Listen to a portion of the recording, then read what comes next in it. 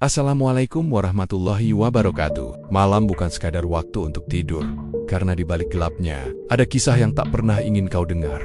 Cerita tentang mereka yang kembali, tentang janji yang ditebus dengan darah. Selamat datang di channel Nanti Malam, tempat di mana suara dari dunia lain mulai terdengar. Angin sore berhembus pelan di sebuah desa kecil di wilayah selatan Jawa Tengah. Udara masih terasa hangat, namun sudah mulai berbaur dengan hawa dingin khas perbukitan. Di pinggiran desa, berdiri sebuah bangunan besar dari kayu jati tua, Pangtunan. Itu adalah tempat produksi mebel milik Pak Haji Heri, seorang pengusaha mebel terkenal di daerah tersebut. Pak Haji Heri, pria berusia 50-an, dikenal masyarakat sebagai sosok yang dermawan, rajin ke masjid, dan sukses dalam usaha. Tak banyak yang tahu bahwa semua kekayaan itu bukan hasil kerja kerasnya semata. Pabrik mebel itu adalah warisan dari ayahnya, almarhum Pak Marzuki, yang dulunya juga terkenal sebagai juragan kayu. Namun tak banyak yang tahu bagaimana awal mula usaha itu berdiri dan tumbuh besar secara ajaib. Sore itu, setelah salat asar, Pak Haji duduk di beranda rumah sambil memandangi pabriknya dari kejauhan. Tangannya menggenggam tasbih, mulutnya melafalkan zikir, namun matanya terlihat gelisah. Entah mengapa, sejak seminggu terakhir, ia merasa seperti diawasi. Beberapa tukang kayu di pabrik juga mulai melaporkan hal-hal aneh. Gergaji bergerak sendiri, suara orang menangis di ruang ukiran, hingga bau amis yang muncul tanpa sebab. Pak Haji, tadi malam saya dengar suara nangis di belakang gudang, ujar Sutarno, salah satu tukang tua yang sudah bekerja sejak zaman ayahnya. Pas saya cek, kosong Pak, tapi baunya itu kayak bau bangkai. Pak Haji hanya mengangguk pelan, tanpa menjawab. Malam harinya, ia membuka sebuah peti kayu tua yang selama ini disimpan di kamar dalam, di bawah ranjang. Di dalamnya terdapat sebuah kitab Jawa kuno, kain kafan, dupa kering, dan sebuah cermin kecil berbingkai kuningan. Barang-barang itu adalah peninggalan dari mendiang ayahnya. Sejak Pak Marzuki meninggal, Pak Haji Heri bersumpah tidak akan pernah menyentuh pesugihan yang dilakukan ayahnya. Namun kini, semuanya terasa berbeda. Produksi mebel mulai terlambat karena banyak tukang yang ketakutan. Beberapa pesanan besar dari luar kota terancam batal. Bahkan, semalam, salah satu tukang ukir bernama Rudi pingsan dan menggigau aneh. Setelah tak sengaja membuka ruang kecil di balik gudang tua, ada yang minta tumbal, Kembalikan kayunya, begitu teriak Rudi dengan mata terpejam dan tubuh gemetar. Pak Haji Heri tak bisa lagi menghindar dari kenyataan. Pesugihan yang dulu dilakukan ayahnya ternyata belum sepenuhnya selesai. Pabrik ini, bisnis ini, bukan hanya bangunan dan kayu, tapi juga tempat bersemayamnya perjanjian kelam antara manusia dan makhluk gaib penjaga hutan. Dulu, almarhum ayahnya pernah berkata, kayu paling mahal bukan dari hutan, tapi dari dunia yang tak kasat mata. Kalau kau ingin jadi juragan besar, jangan hanya andalkan gergaji dan palu. Kau harus berani bersekutu dengan yang tak terlihat. Pak Haji Heri tak pernah benar-benar memahami maksud kata-kata itu, hingga malam itu, saat ia membuka kitab kuno, peninggalan ayahnya. Dan di antara halaman-halamannya, terselip foto-foto tua korban tumbal. Wajah-wajah tukang yang dulu tiba-tiba menghilang dari pabrik tanpa jejak. Ia gemetar, tetapi tak bisa berhenti membaca. Di akhir kitab, tertulis peringatan dengan tinta merah yang mulai memudar.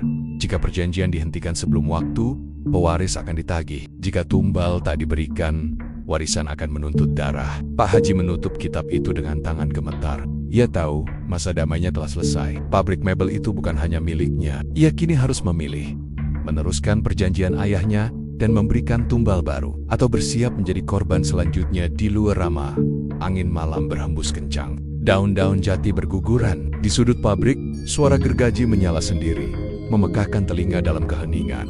Pak Haji Heri hanya bisa menunduk, karena ia tahu warisan ini bukanlah anugerah, tapi malam itu, rumah Pak Haji Heri terasa lebih sunyi dari biasanya. Lampu ruang tengah sengaja dibiarkan menyala, tapi tak mampu mengusir rasa dingin yang menyusup ke sela-sela dinding kayu. Di kamarnya, Pak Haji duduk di lantai dengan kitab kuno. Di pangkuan, menghadap cermin kecil berbingkai kuningan. Di sekitarnya, dupa yang sudah usang mulai dibakar, mengeluarkan asap tebal beraroma menyengat.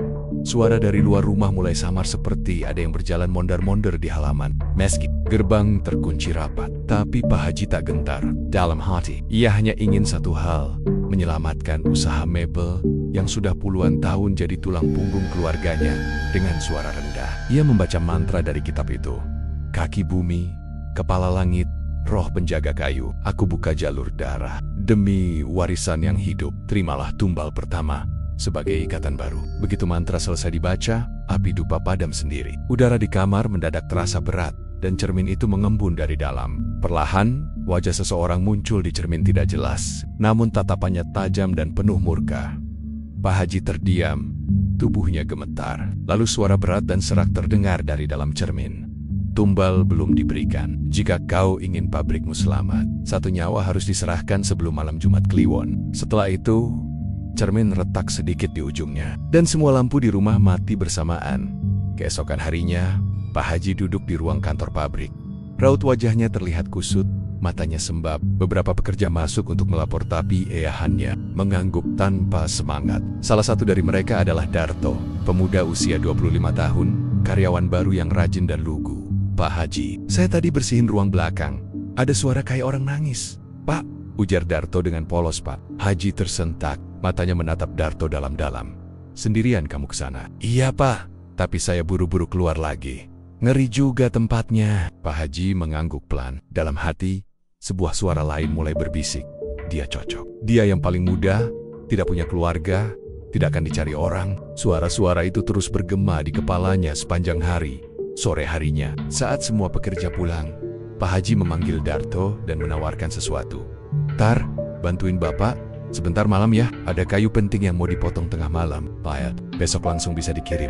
Darto, tanpa curiga, mengangguk. Siap Pak, saya bantu. Malam pun datang. Pabrik mebel yang biasanya gelap gulita, malam itu diterangi satu lampu Petromax di gudang belakang. Pak Haji berdiri di sana, mengenakan baju koko putih, sarung, dan peci hitam. Tapi ada sesuatu yang berbeda di wajahnya. Tatapannya tajam, namun juga penuh keraguan. Darto datang dengan langkah ringan, membawa gergaji mesin. Ini kayunya Pak. Pak Haji mengangguk, menunjuk sebatang kayu jati besar yang sudah disiapkan. Kayu itu bukan sembarang. Kayu itu adalah kayu dari pohon besar yang tumbang di dekat makam tua, tempat orang-orang percaya sebagai lokasi angker. Kayu itu kini menjadi media pesugihan. Tar, kamu potong dari sini. Bapak doain dulu di sana, ujar Pak Haji sambil mundur perlahan ke sudut gelap gudang. Darto mulai memotong. Suara gergaji menggelegar di tengah malam, memecah kesunyian. Namun baru beberapa detik, mesin gergaji mendadak berhenti sendiri. Darto mengeluh pelan. Loh, kenapa mati nih? Saat ia membungkuk untuk memeriksa mesin, sesuatu muncul dari balik tumpukan kayu. Sosok tinggi besar, hitam legam, bermata, merah menyala, nafasnya kasar, tangannya panjang dengan kuku seperti belati. Darto tak sempat menjerit.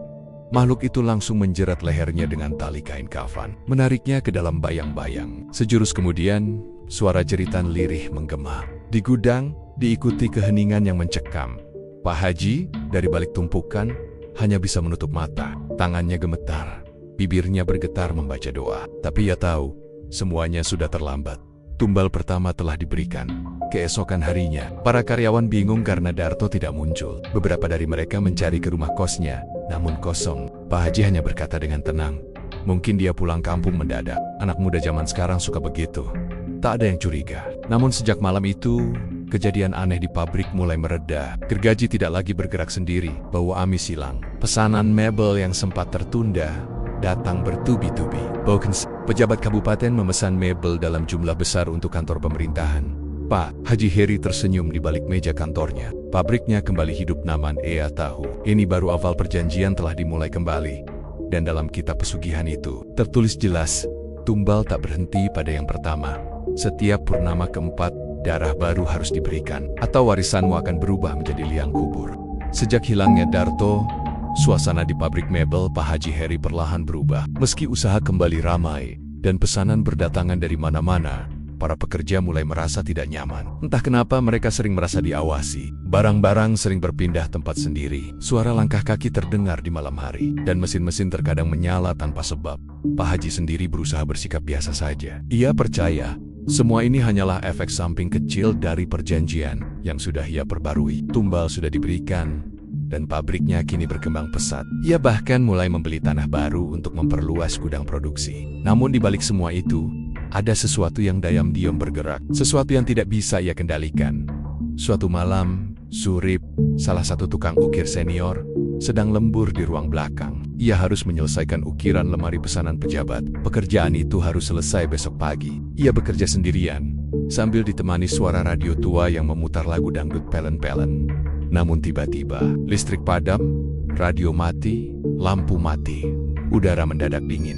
Ah, sialan, mati lampu. Gumam Surip sambil mengambil senter dari sakunya. Saat ia menyalakan senter, cahayanya memantul ke cermin tua yang tergantung di dinding ruang ukir. Di sana, terlihat sesosok bayangan berdiri di belakangnya mengenakan kaos oblong kotor. Wajahnya pucat, dengan leher lebam seperti tercekik. Wajah itu adalah Darto. Surip spontan menoleh ke belakang, tapi tidak ada siapa-siapa. Ia mengusap wajah, berpikir dirinya berhalusinasi. Namun tiba-tiba, radio menyala sendiri.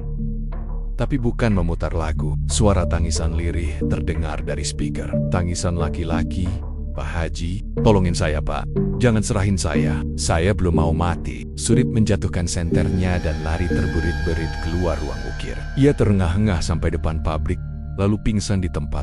Keesokan paginya saat sadar, ia hanya bisa berkata pelan, "Darto." Darto belum tenang, dia gentayangan. Kabar itu cepat menyebar di antara para pekerja. Banyak yang mulai resah, bahkan beberapa memilih berhenti bekerja. Namun Pak Haji Heri tetap bersikukuh bahwa semua baik-baik.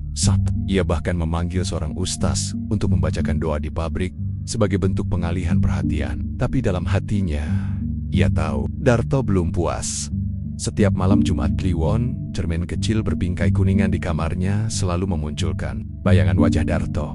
Mata yang menghitam, kulit yang membusuk, dan mulut yang terus-menerus berteriak, "Kau khianati aku, Pak Haji. Kau janjikan pekerjaan, tapi kau kirim aku ke kematian." Pak Haji mulai sulit tidur. Ia sering terbangun tengah malam dengan keringat dingin, mendengar suara gergaji yang berdengung di dalam kepalanya, seolah-olah Darto sedang memotong kayu atau sedang disayat oleh sesuatu. Istrinya, Bu Hajah Munah, mulai mencium perubahan sikap suaminya. "Abah kenapa akhir-akhir ini murung terus? Uang banyak, usaha rame, tapi wajah Abah pucat terus," ucap Bu Hajah suatu malam. Pak Haji tak menjawab. Ia hanya memeluk kitab tua itu erat-erat sebelum tidur, seolah takut kehilangannya. Malam berikutnya, kejadian lebih parah terjadi. Salah satu karyawan baru, Seno, ditemukan jatuh dari tangga gudang dengan kepala retak. Saat dibawa ke rumah sakit, ia sempat sadar dan berteriak histeris, "Jangan bawa aku ke ruang ukir. Darto di sana, dia berdarah. Dia tarik kaki aku." Dokter menyangka itu hanya halusinasi karena trauma benturan. Tapi Seno tidak bisa tidur selama 2 hari dan akhirnya mengalami kejang serta koma. Kejadian itu membuat warga desa mulai bergosip. Banyak yang bilang kalau pabrik mebel Pak Haji angker. Ada yang percaya tempat itu dipenuhi arwah penasaran. Beberapa orang tua bahkan melarang anaknya melamar kerja di sana. Pak Haji Heri mulai kalap. Ia kembali membuka kitab pesugihan dan mencari solusi. Di halaman belakang kitab tertulis satu cara untuk meredam amarah arwah tumbal, menyempurnakan kematian. Roh tumbal yang tidak diritualkan dengan benar akan gentayangan. Untuk menghentikannya, pemilik perjanjian harus melakukan penyempurnaan. Berikan sesajen darah, bakar kayu tumbal, dan kubur abu di pekuburan tua. Tanpa pikir panjang malam itu Pak Haji mengambil potongan sisa kayu jati tempat Darto menghilang. Ia membawa dupa, darah ayam cemani, dan bunga 7 rupa. Ritual dilakukan di belakang pabrik, dekat sumur tua yang sudah lama ditutup warga. Tapi saat dupa mulai menyala, angin berhembus kencang. Langit mendadak gelap. Suara teriakan melengking terdengar dari dalam sumur. Terlambat! Kayu yang dibakar tidak jadi abu, justru menyala lebih besar, lalu meledak. Api menjalar ke tangan Pak Haji, membuatnya terlempar jatuh. Ia menatap ke langit. Di antara asap dan api, wajah Darto muncul. Tapi kali ini, tak hanya satu. Ada wajah-wajah lain mereka yang pernah jadi tumbal ayahnya dulu. Pak Haji menangis, berlutut di tanah. "Ampuni aku. Aku hanya ingin melanjutkan warisan keluarga. Aku hanya ingin pabrik ini bertahan." Namun suara dari balik angin berbisik dingin, "Warisan yang dibangun dengan darah hanya bisa ditebus dengan darah. Bersiaplah, Pak. Haji, tumbal berikutnya adalah darah dagingmu sendiri." Pak Haji terdiam, matanya membelalak. Ia sadar perjanjian ini tak bisa lagi dia hentikan, dan yang akan menjadi tumbal selanjutnya bukan orang luar, melainkan anak kandungnya sendiri. Matahari pagi bersinar terang di desa kecil itu, seolah ingin menepis hawa kelam yang diam-diam mulai menyelimuti rumah Pak Haji Heri. Secerah apapun sinar matahari, kegelisahan tetap menghantui hati Pak Haji. Sejak ritual penyempurnaan gagal dilakukan, ia tahu waktu untuk membayar hutang pesugihannya semakin dekat. Malam-malam Nia dipenuhi mimpi buruk. Ia sering bermimpi melihat Darto berjalan tertiti dengan tubuh hangus terbakar. Menatapnya tajam sambil mengucapkan satu kalimat yang terus berulang. Kalau bukan aku, maka darahmu sendiri yang akan dikorbankan. Harriet to anak. Semata wayangnya, Reno baru saja pulang dari kuliah di Semarang untuk liburan semester. Reno adalah kebanggaan keluarga pintar, santun, dan selama ini tidak tahu sedikit pun tentang pesugihan yang membalut usaha ayahnya. Assalamualaikum, Abah, Ibu, Reno pulang, teriaknya dari halaman depan. Pak Haji, yang sedang duduk termenung di serambi, langsung berdiri. Namun langkahnya kaku.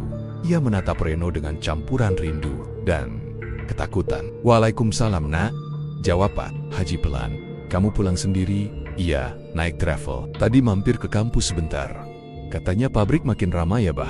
Pak Haji mengangguk tanpa senyum. Ada sembilu yang menusuk hatinya setiap kali menatap anaknya itu. Bayangan perkataan arwah. Darto terus membayangi pikirannya. Tumbal berikutnya adalah darah dagingmu sendiri. 2 hari setelah Reno pulang, kejadian aneh mulai terjadi lagi. Reno yang biasa tidur nyenyak, kini sering terbangun tengah malam karena merasa dicekik. Ia juga melihat sosok bayangan berdiri di pojok kamar, menatapnya dengan mata kosong. Suatu malam, Reno menggedor kamar orang tuanya. Bah, tolongin Reno. Ada yang masuk kamar. Sosok hitam besar bau amis dia bilang. Dia bilang aku harus gantiin seseorang. Pak Haji langsung berlari dan mendapati anaknya terduduk di lantai. Tubuhnya gemetar hebat, matanya tampak kosong, dan dari hidungnya keluar darah segar. Bu Hajah panik, memeluk Reno sambil menangis. Tapi Pak Haji hanya berdiri di ambang pintu, tak sanggup bergerak. Dalam benaknya, semuanya semakin jelas. Perjanjian ini tidak akan berhenti, dan sekarang giliran anaknya yang ditagih. Keesokan harinya, Pak Haji memanggil Ustadz Fadli, seorang ustadz muda dari desa tetangga yang dikenal sakti dan alim. Ustadz Fadli datang ke rumah sambil membawa kitab suci dan air doa. Begitu kamar Reno, ia langsung merasakan hawa tak biasa. Pak Haji, katanya lirih, anak ini sedang dalam cengkeraman makhluk yang menuntut darah. Tapi saya heran, kenapa makhluk ini begitu kuat? Seperti sudah mengikat perjanjian lama. Pak Haji menunduk, tak kuasa bicara.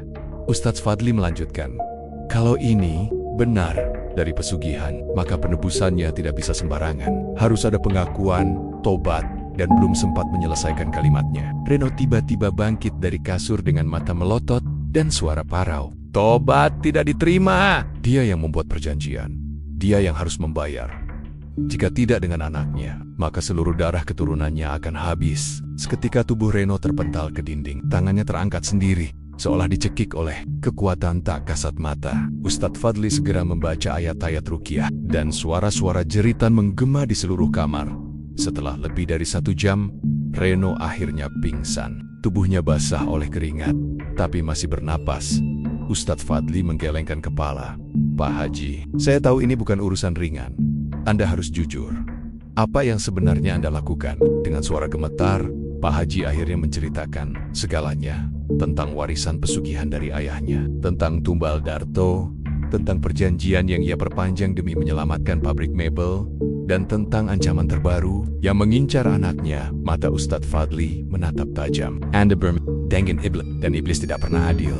Pak Haji, ia selalu menuntut lebih. Di malam harinya, saat Pak Haji Heri duduk di ruang tengah sendirian, ia kembali membuka kitab pesugihan yang sudah mulai lapuk. Kali ini, ia membaca halaman yang selama ini tak pernah ia sentuh.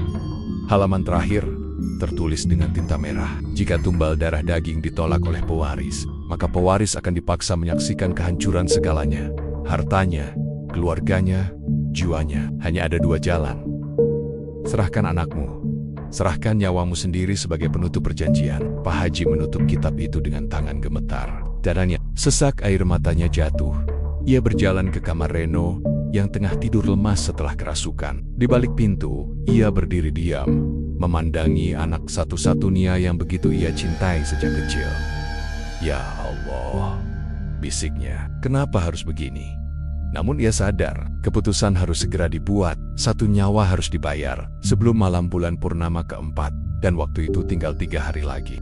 Langit malam tampak muram. Awan pekat menggantung rendah di atas desa, menyembunyikan bulan yang seharusnya mulai membulat sempurna. Angin bertiup kencang, membawa aroma tanah basah dan kayu lapuk. Di dalam rumah Pak Haji Heri, suasana semakin suram. Rumah besar itu seolah berubah menjadi rumah duka yang belum ada jenazahnya.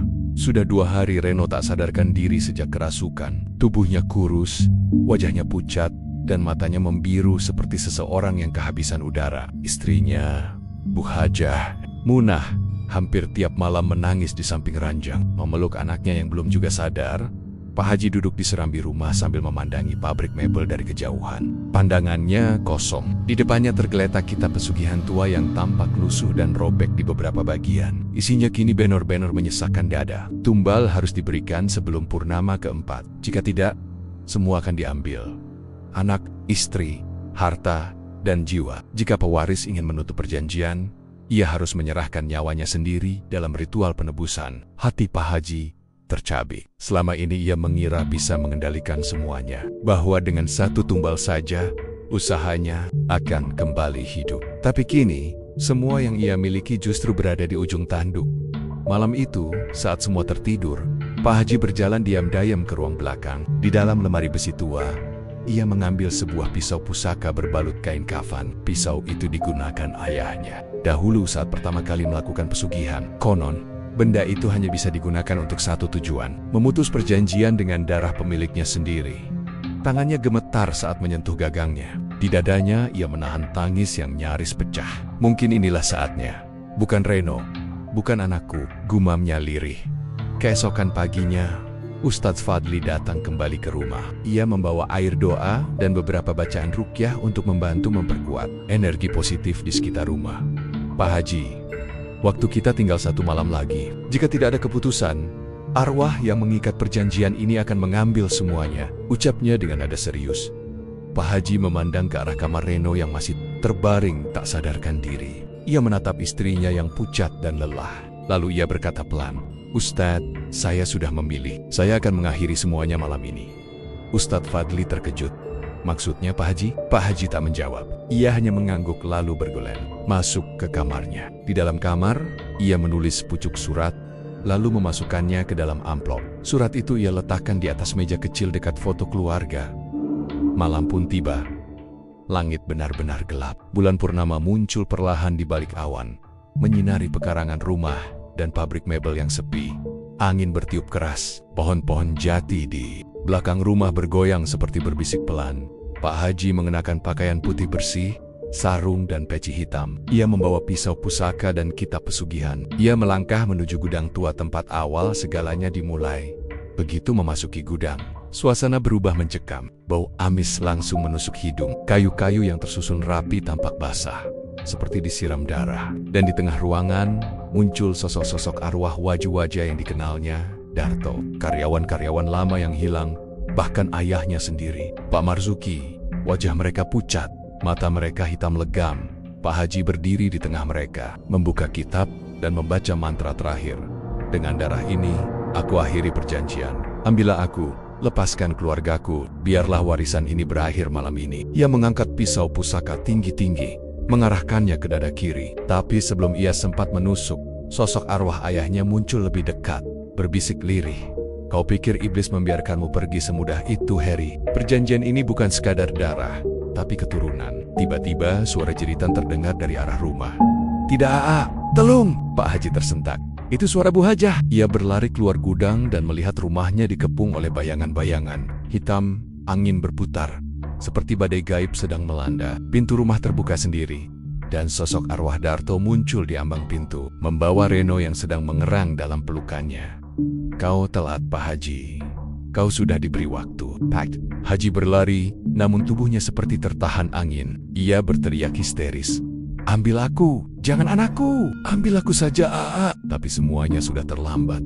Sosok Darto menatapnya dengan mata berkaca-kaca. "Aku tak ingin jadi ini, Pak Haji, tapi perjanjianmu memaksaku." Seketika, angin mereda. Semua sosok menghilang. Reno terjatuh ke tanah tak bergerak. Pak Haji memeluk anaknya sambil menangis sejadi-jadinya. "Reno, bangun nak, bangun, jangan tinggalin Abah." Namun Reno hanya terbaring diam. Matanya tertutup, bibirnya pucat. Subuh harinya, warga menemukan Pak Haji terduduk di depan rumah sambil memangku tubuh Reno yang sudah membiru. Ia tidak menangis, Tidak berteriak, ia hanya menatap kosong ke arah langit, seperti jiwanya ikut pergi. Bersama anaknya, tak lama kemudian Pak Haji pun jatuh tersungkur dan menghembuskan napas terakhir. Beberapa hari kemudian, rumah besar itu kosong. Pabrik mebel ditutup. Banyak warga mengatakan sering melihat bayangan Pak Haji dan Reno di sekitar gudang. Bahkan sesekali, terdengar suara gergaji di malam hari. Kitab pesugihan itu hilang. Tapi konon suatu malam, salah satu warga melihat sosok laki-laki berpakaian putih, duduk di depan pabrik, menggenggam cermin kecil berbingkai kuningan, menatapnya tanpa berkedip. 3 bulan telah berlalu sejak kematian tragis Pak Haji Heri dan anak semata wayangnya, Reno. Rumah besar bergaya Jawa itu kini ditinggalkan. Begitu pula dengan pabrik mebel yang dulunya menjadi sumber kehidupan banyak keluarga di desa. Bangunan megah itu sekarang berdiri sunyi, dikelilingi rumput liar dan dinding yang mulai ditumbuhi lumut. Namun di balik kesunyiannya, orang-orang percaya bahwa arwah penghuni lama belum benar-benar pergi. Beberapa warga yang melewati area pabrik pada malam hari mengaku mendengar suara gergaji berputar, dentingan palu ukir, hingga jeritan lirih yang terdengar seperti orang kesakitan. Tak ada yang berani mendekat, apalagi masuk ke dalam. Kabar angker itu menyebar cepat, sampai akhirnya datanglah seorang pria bernama Bagas, keponakan jauh dari Pak Haji Heri yang tinggal di kota. Ia datang dengan niat mengambil alih rumah dan pabrik. Setelah mendengar bahwa dirinya adalah satu-satunya ahli waris yang sah menurut surat wasiat terakhir yang ditemukan di kantor desa, Bagas, pria muda berusia 30 tahun, adalah pengusaha muda yang ambisius. Ia tak percaya pada hal-hal mistis. Baginya, kisah pesugihan hanyalah bumbu yang ditambahkan warga desa untuk menutupi trauma masa lalu. Saat ia pertama kali menginjakkan kaki di rumah besar peninggalan pamannya, ia hanya melihat peluang bukan kutukan. Sayang kalau pabrik sebagus ini dibiarkan. Mesin-mesinnya masih utuh, kayunya masih banyak. Ini tinggal jalanin aja, ujar Bagas pada asistennya Roni, yang ia bawa dari kota. Namun malam pertama ia menginap di rumah itu, semuanya mulai terasa ganjil.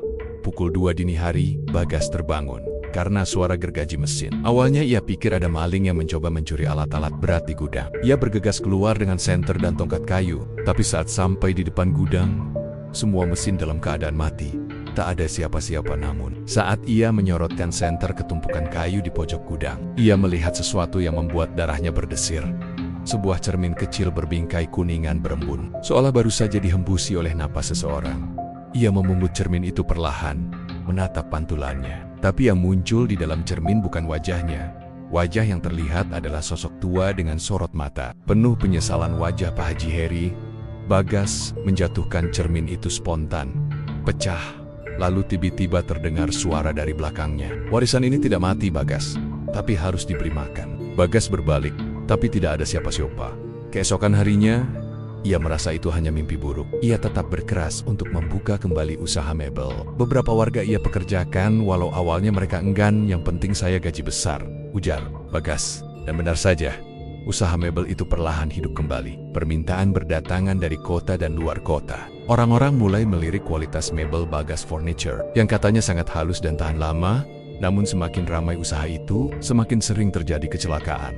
Hari pertama, salah satu tukang tersayat gergaji hingga jarinya putus. Hari ketiga, seorang pemuda magang pingsan dan mengigau tentang sosok pria berpeci hitam yang menyeretnya ke gudang. Hari kelima, salah satu pekerja ditemukan meninggal di ruang ukir dengan wajah ketakutan dan mata melotot. Warga mulai bicara lagi. Desas-desus tentang kutukan pesugihan kembali menyebar. Namun, Bagas tetap keras kepala.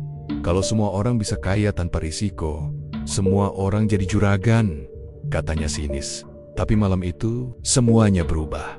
Bagas bermimpi, ia berada di tengah pabrik, dikelilingi api, kayu-kayu jati terbakar, tapi tidak hancur. Dari dalam api, muncul sosok-sosok hangus. Darto, Reno, bahkan Pak Haji Heri. Mereka mengelilingi Bagas sambil menatapnya dengan mata kosong. Kau telah membangunkan perjanjian lama, ujar Pak Haji dalam mimpi itu. Dan kau telah menyentuh cermin, maka kau juga terikat. Bagas terbangun dengan keringat dingin. Di dadanya ada bekas goresan seperti cakaran kuku. Ia segera membuka laci meja kerja peninggalan Pak Haji dan menemukan kitab pesugihan yang telah robek-robek. Namun di bagian tengah, tertulis pesan yang tidak pernah ia lihat sebelumnya. Siapa pun yang menyentuh cermin akan menjadi pewaris darah, dan warisan itu hanya bertahan selama darah mengalir. Bagas mulai ketakutan, tapi di saat bersamaan, Pesanan terus datang, kekayaannya melonjak hanya dalam waktu singkat. Ia membeli mobil baru, memperluas bengkel mebel, dan mempekerjakan lebih banyak orang. Namun malam demi malam, ia tidak pernah bisa tidur tenang. Selalu ada suara tangisan, bisikan, dan langkah kaki di luar kamarnya. Beberapa malam, ia melihat sosok Reno berdiri di ujung tempat tidur, menatapnya dengan mata berkaca-kaca. Kau tidak akan berhenti, sampai kau juga jadi tumbal. Hingga pada suatu malam Jumat Kliwon, puncak dari semuanya terjadi. Salah satu pabrik mebel terbakar hebat. Api muncul dari gudang belakang tempat kayu jati paling tua disimpan. Para pekerja menyelamatkan diri, namun Bagas tidak ditemukan. 3 hari setelah kebakaran, warga menemukan cermin kuningan itu tergeletak di depan gerbang pabrik. Dalam cermin itu, samar-samar terlihat bayangan Bagas duduk di kursi ukiran mewah, dengan mata kosong dan darah menetes dari bibirnya. Sejak hari itu, pabrik itu ditutup kembali. Warga percaya warisan pesugihan Pak Haji Heri tidak pernah benar-benar mati. Ia hanya pindah tangan, menunggu pewaris baru yang serakah dan tak tahu batas. Dan di malam-malam sunyi, suara gergaji masih bisa terdengar menggukir kayu, membentuk mebel, menyimpan jiwa, karena di dunia ini, tidak warisan bisa diwariskan dengan selamat. Sudah 1 bulan berlalu sejak kebakaran hebat melanda pabrik mebel peninggalan Pak Haji Heri. Api melahap gudang, ruang ukir, hingga kamar kantor tempat Bagas terakhir terlihat. Namun anehnya, api tak menjalar ke rumah utama yang hanya berjarak belasan meter. Rumah besar bergaya limasan itu tetap berdiri utuh. Seperti menolak untuk ikut hangus, warga desa makin yakin pabrik itu bukan sekadar tempat usaha, tapi sarang kutukan. Sejak kejadian itu, beberapa anak muda yang iseng melewati bekas pabrik pada malam hari mengaku mendengar suara gergaji bekerja, padahal tak ada listrik. Kadang terdengar tangisan, kadang suara tawa kecil seperti dari bocah. Bahkan konon, ada yang melihat sosok laki-laki berpakaian putih berdiri di balik jendela. Kantor pabrik yang hangus menatap ke jalan tanpa mata. Ketakutan mulai menyebar. Banyak warga merasa, kalau tempat itu tidak segera dimusnahkan, musibah akan terus berdatangan. Maka dikumpulkanlah tokoh-tokoh desa dan para ulama. Mereka sepakat, pabrik itu harus dihancurkan. Namun tak semudah itu. Pada Jumat pagi, warga bersama beberapa orang pintar berkumpul. Ustadz Fadli yang dulu pernah membantu Pak Haji Heri dipanggil kembali untuk memimpin doa dan pembersihan. Mereka membawa truk, alat berat, serta minyak untuk membakar sisa bangunan di depan gerbang pabrik. Ustadz Fadli berdiri mengangkat tangan, memanjatkan doa agar usaha mereka tidak diganggu makhluk yang selama ini mendiami tempat itu. Warga mengaminkan dengan hikmat. Namun saat eskavator pertama mencoba menghancurkan bekas gudang, mesinnya mendadak mati. Operator mencoba menyalakan ulang, namun tak berhasil. Mesin lainnya juga ikut mogok. Lalu angin berhembus kencang, dan dari reruntuhan gudang keluar aroma anyir yang membuat banyak orang muntah. Asap tipis mulai muncul dari sela-sela tanah yang hangus. Berhenti, tempat ini bukan milik kalian. Suara itu terdengar seperti bisikan, tapi cukup keras untuk membuat semua orang mematung. Ustadz Fadli segera menyuruh warga menyiram tanah dengan air doa. Beberapa orang berani mulai menyalakan api dan membakar kayu yang masih tersisa. API besar, tapi lagi-lagi tidak menyebar, hanya berkumpul di satu titik, lalu padam sendiri tanpa meninggalkan abu. Ustadz ini bukan api biasa, ucap salah satu warga dengan tubuh gemetar. Ustadz Fadli mengangguk perlahan. Ia menatap langit yang mendadak gelap meski masih siang. Kutukan ini sudah menelan darah, dan darah itu telah mengikat tanah ini. Yang dibangun dengan perjanjian tak bisa dihancurkan dengan alat manusia. Malam harinya, kejadian yang lebih mengerikan terjadi. Warga yang ikut dalam pembakaran pabrik mengalami mimpi buruk serupa. Mereka berjalan di lorong gelap. Di kiri kanannya berdiri mebel-mebel jati mewah. Tapi dari dalam lemari dan laci-laci muncul tangan-tangan pucat. Darah menetes dari sambungan kayu. Di ujung lorong ada kursi goyang besar, duduk di atasnya sosok Pak Haji Heri, Reno, dan Bagas. Semuanya menatap mereka. Kami tidak pernah benar-benar mati. Kalian menyentuh warisan kami, maka kalian juga menjadi bagian dari perjanjian ini. Beberapa warga bangun dari tidur dengan tubuh penuh luka cakaran. Ada yang mimisan, ada yang demam tinggi, dan menggigau selama 2 hari. Akhirnya, keputusan drastis diambil. Pemerintah desa membuat pagar keliling dari beton tinggi, mengurung seluruh area rumah dan pabrik tua. Mereka menguncinya, lalu memberi tulisan besar dilarang masuk. Tanah terkutuk. Hanya kematian yang menunggu di balik tembok ini. Waktu pun berjalan. Beberapa tahun kemudian, cerita tentang pabrik mebel itu mulai memudar dari ingatan orang luar. Generasi muda menganggap kisah itu hanya legenda urban desa. Tapi mereka tak pernah tahu bahwa di malam-malam tertentu, masih ada suara-suara gergaji dari balik tembok itu. Kadang terdengar ketukan palu, dan kadang terdengar suara lelaki membaca mantra dalam bahasa Jawa kuno. Rumornya, setiap purnama, Kliwon, satu kursi kayu jati misterius akan muncul di teras rumah warga. Ukiran di sandarannya berisi nama orang yang belum mati. Dan orang itu, dalam waktu tak lama, selalu menghilang tanpa jejak. Pabrik itu mungkin telah ditutup tapi perjanjian belum berakhir. Karena dosa yang disepakati dengan darah tak bisa dibakar, hanya bisa diwariskan. Namanya Dewi Larasati, mahasiswi jurusan sejarah di sebuah universitas negeri di Semarang. Ia gadis pintar, tekun, dan punya ketertarikan khusus pada kisah-kisah lokal yang terlupakan. Untuk tugas akhirnya, ia ingin mengangkat topik skripsi yang berbeda dari teman-temannya, bukan sekadar sejarah kolonial atau tokoh nasional, tapi sejarah kelam sebuah desa terpencil di Jawa Tengah, tempat di mana bisnis mebel pernah berkembang pesat lalu hilang secara misterius. Sumber informasi yang ia temukan hanyalah secuil, sebuah artikel blog lama, foto pabrik tua yang gosong, dan sebuah catatan di buku perpustakaan daerah yang menyinggung pabrik mebel terkutuk, milik seorang pengusaha bernama Pak Haji Heri. Konon, pabrik mebel di desa Karangjati ini ditutup setelah mengalami serangkaian kecelakaan kerja dan kebakaran misterius. Warga percaya tempat itu telah dikutuk. Itulah kalimat yang membuat bulu kuduk Dewi meremang, dan sekaligus membuatnya penasaran. Dewi mulai mengumpulkan data. Ia mewawancarai beberapa orang tua yang pernah tinggal di desa Karangjati. Rata-rata menolak bicara. Ada yang langsung menutup pintu, ada yang menatapnya dengan mata ketakutan. Tapi satu nenek di pasar, bernama Mbah Marmi, berbisik padanya, "Nah, kalau kamu ingin hidup panjang, jangan ganggu arwah di kayu jati." Dewi hanya tersenyum sopan. Ia mengira ini bagian dari mitos dan bumbu masyarakat tradisional. Tapi justru itulah yang membuatnya semakin semangat. Ia tak tahu bahwa langkah kakinya sedang menuju ke sarang kutukan. Setelah berhari-hari mencari, akhirnya Dewi berhasil menemukan lokasi pabrik yang sudah ditutup tembok beton tinggi dan diberi papan larangan besar. Dilarang masuk tanah terkutuk. Hanya kematian yang menunggu di balik tembok ini. Tapi Dewi orang yang mudah menyerah. Ia berpikir papan larangan itu hanya cara warga desa menjaga tanah kosong agar tidak disalahgunakan. Maka diam-diam malam itu, Dewi datang bersama kameranya dan peralatan dokumentasi. Ia membawa senter, tripod, dan ponsel yang siap merekam untuk konten vlog pribadi sekaligus dokumentasi skripsi. Ia memanjat pagar tembok melalui tangga bambu kecil yang ia pinjam dari warga, lalu masuk ke dalam area bekas pabrik. Angin malam berhembus pelan, tanah becek dan penuh semak. Bangunan pabrik tua sudah hancur sebagian, tapi masih menyisakan tiongcong beton dan bekas dinding hangus. Di sudut gudang, ada lemari kayu jati utuh, berdiri sendirian, seolah menunggu seseorang membukanya.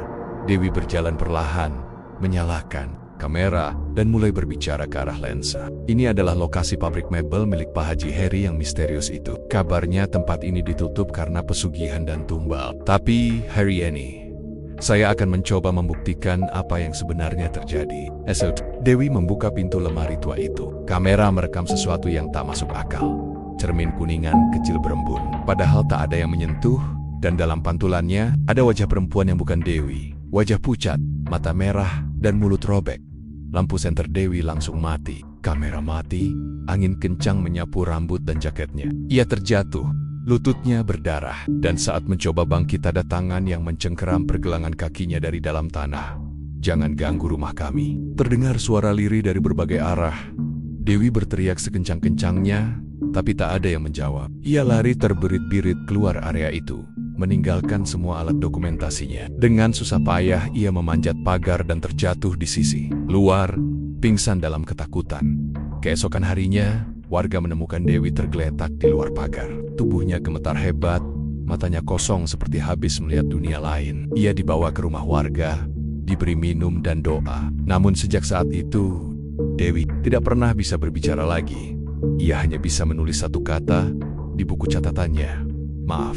Orang tuanya datang menjemput. Ia dibawa pulang ke Semarang, lalu dirawat di rumah sakit jiwa. Dokter tak bisa menjelaskan kondisi mentalnya. Tidak ada luka serius di tubuhnya, tapi jiwanya seperti direnggut. Beberapa hari setelah itu, seorang mahasiswa lain dari kampusnya mencoba mencari kamera dan dokumen Dewi yang tertinggal di dalam area pabrik. Saat membuka lemari tua itu, kamera ditemukan. Tapi anehnya, memori dalam kamera kosong, kecuali satu file.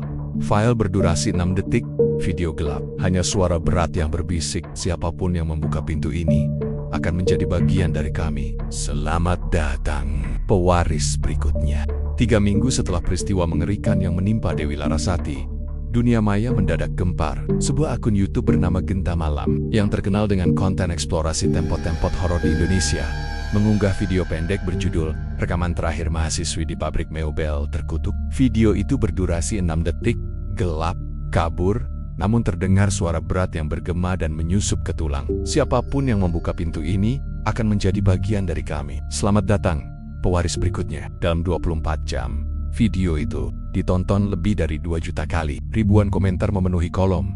Settingan nih, suara editan jelas, serem parah.